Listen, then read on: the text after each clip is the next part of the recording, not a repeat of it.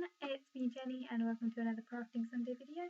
Today I am going to be doing some button repairs. These are super duper simple and not very entertaining at all, but I'm going to do them anyway because two birds one stone and all that malarkey.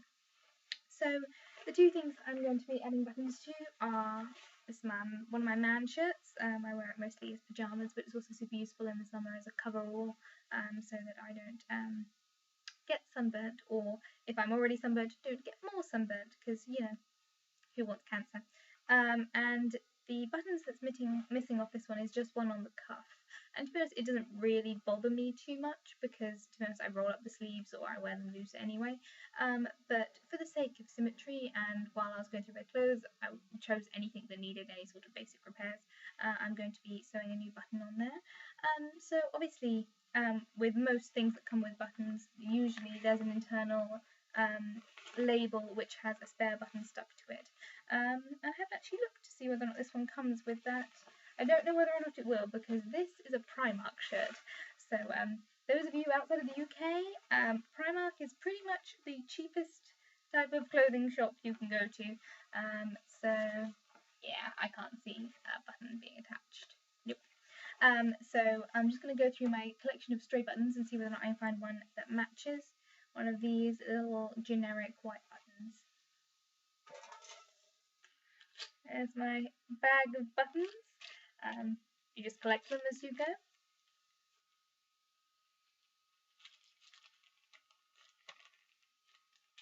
Okay, we have an almost, if not quite perfect match. It's the right sort of size. It's got 4 little holes. It's the right colour. I think the only way you'd be able to really tell is if you really scrutinised it. So to be honest, I think there is a setting to do this on the sewing machine, but I don't know how to do it. I could look it up on the CD that came with the sewing machine, but I'm just going to hand sew it and be done, because that's the easiest way to do it. What's useful about, what makes doing buttons quite easy is you'll find when you lose a button that there's often like a little bit of thread that's left over from the previous button, or often a bit of damage to the fabric, so you know exactly where you're putting the button, and that way you'll line up perfectly with the buttonhole from the other side. Obviously, one of the other things you need to worry about is making sure that you put it on the right side of the fabric, so I'm just going to check my shirt is the right way out. There we go. Yep.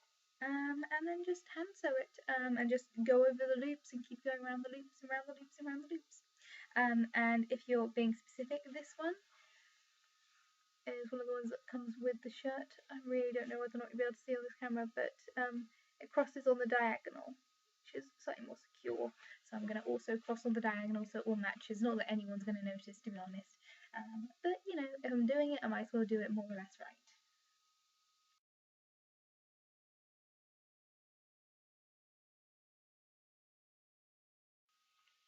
And there we go, all done, new button, all attached, the right size, and that shirt is now back in working order.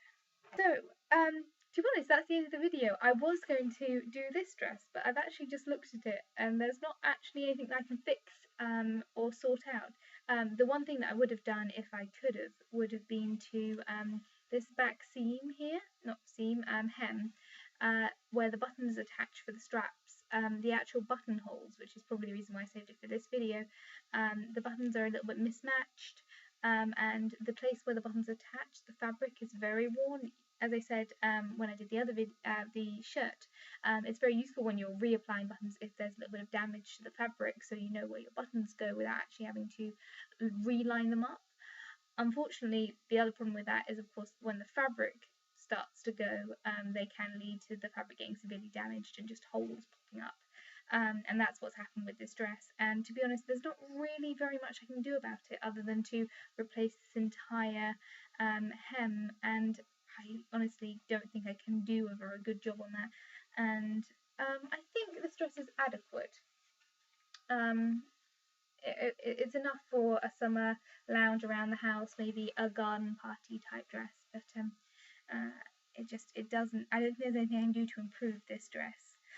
So there we go. I think that's the end of the repair videos. I've got nothing else in my giant pile of repairs left to do, so I think that's the end. So next week Fortunately, we'll be done with the basic and boring and moving on to braiding, hopefully, and maybe some cosplay stuff down the line, and some other odds and ends that I've been working on. Fingers crossed. So thank you all for putting up with me doing my repairs and making them try and sound relatively interesting. And I will see you guys all next week. Something hopefully, fingers crossed, more exciting. Yeah, thank you all for watching. Bye guys.